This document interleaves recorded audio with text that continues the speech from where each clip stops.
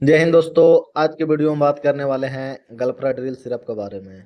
इसमें पाया जाता है diphenhydramine, hydrochloride, ammonium chloride, sodium citrate. गल्फ्राड्रिल सिरप का इस्तेमाल खांसी के इलाज के लिए किया जाता है।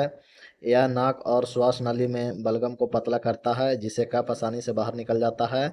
जैसे बहती नाक, आंखों में पानी, छींक, गले की जलन जैसे एलर्जी के लक्षण से आराम दिलाता है। इसकी कंपनी की बात करें तो गल्फ्रा लेबोरेट लिमिटेड का होता है। इसकी प्राइस की बात करें तो 128 रुपये मिल जाता है। इसी तरह के वीडियो देखने के लिए हमारे चैनल को लाइक और सब्सक्राइब करें। Thank you.